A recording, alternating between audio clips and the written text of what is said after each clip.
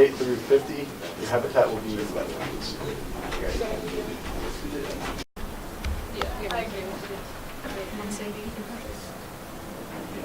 Julian, I think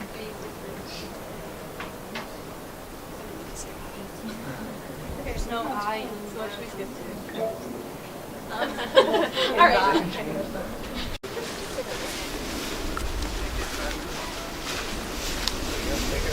Thank you. Thank you.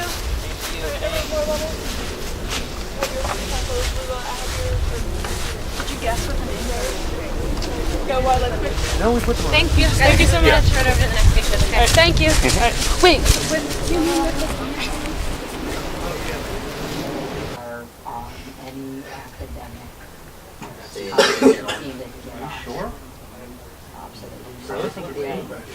absolutely not if any of it. So do you only, are you You can't, I'll say winter. No. Oh, do you have a regular environment? Because it's definitely not summer. What about fall? There's only so many hours. No, it's a mix. Would that make sense to put them in the fall? The only thing they don't do is one trial. Or spring? I think it's, let's come back. I'm gonna think spring. I'm gonna say let's just say spring. Let's not come back.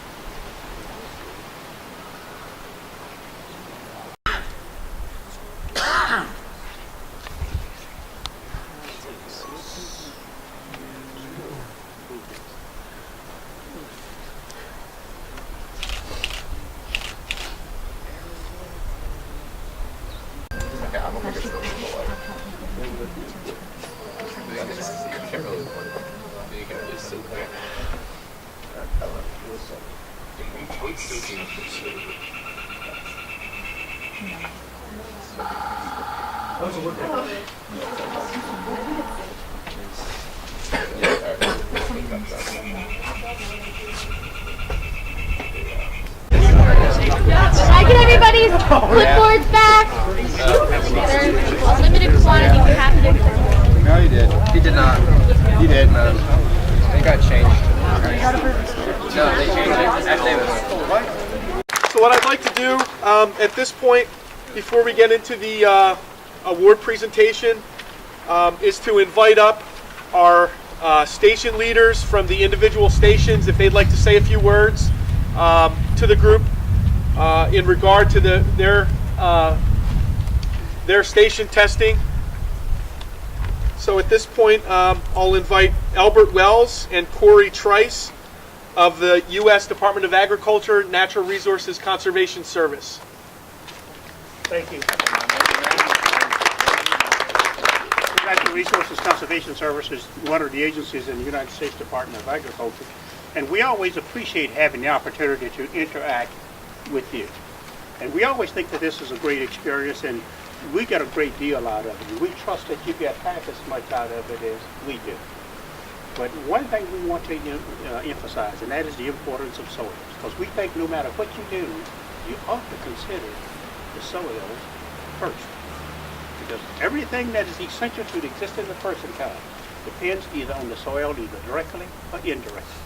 In that regard, I'll stop because I know I have a limited amount of time, and I can give you a lecture on soils if you so desire, but we won't do that at this point in time. Thank you for the opportunity. And Thank you, Albert and Corey. Thank you. Okay, next, for the current event station, the topic was urban and community forestry for this year's event. And we had Bill Brainerd and Andy Saw.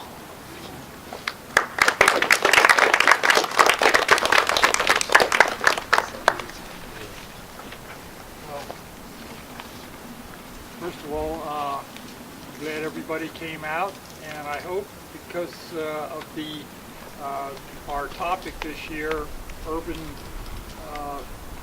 parks, that you will make an effort to visit parks more often. We had two questions that we threw in at the end because we needed to make up 100, and one of them you did quite well on, and that was invasives, things like tree of heaven and lots of other plants, but you didn't do very well on the spring ephemerals. And just a little definition, a spring ephemeral is a plant that comes up in a forested area that doesn't grow very tall. It flowers in the early spring before or at least spring before the leaves on the trees come out. And then when the leaves come out, it dies back, and it'll come back. It's a perennial. It'll come back year after year. But it did very poorly on those, perhaps because it wasn't really on the material that you had. But so you want to say anything? All right. Well, that's it then. Good luck to the Pencrest team. Thanks again, Andy and Bill.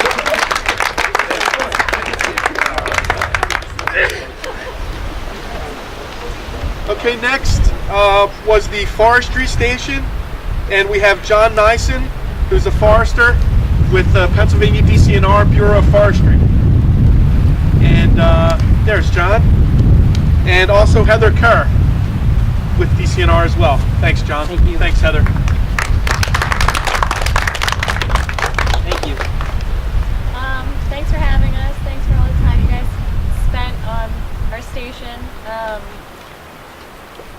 I guess you guys had some trouble with the tree identification, so for future reference when you're looking at trees, maybe some dead giveaways or like bark, twig arrangement and branch arrangement. That could probably help you. Our first tree was the red maple, which most people got wrong. And then we also had a black gum as our second tree. And then the invasive was a bush honeysuckle.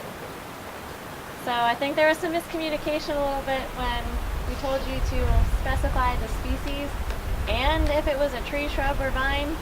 A lot of you guys just wrote like shrub or vine. We were looking for bush honeysuckle.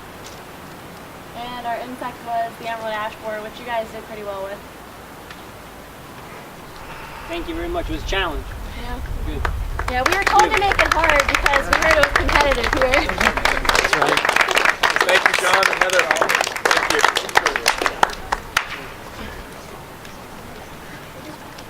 you. Okay, and for the wildlife station, we have Justin Ritter with the Pennsylvania Game Commission. All right, thanks everybody for coming out. I did take the test myself, and it was pretty hard. So if you did a good job, that's awesome. If not, I know why. I spent a year learning how to identify everything you guys just did. But I want to encourage everybody to get a job in the environmental field. Some pretty cool ones out there. So just keep that in mind. The pelt, first pelt was a beaver. Then we had some deer scat. Then we had a gray skull, or a gray fox skull, a possum print, and then the red fox. All right, but everybody did a good job. Thank you.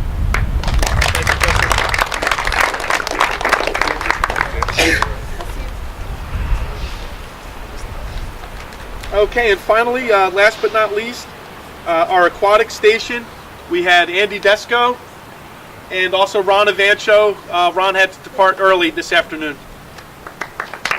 All right. Yep. Thanks everyone for coming out. The one section that seemed to stump many of the groups was when we were looking at what the biologists use to determine age of fish. All right. There are two parts of the fish that we look at: the scales and the otoliths, which are the ear bones. They actually look for the fish.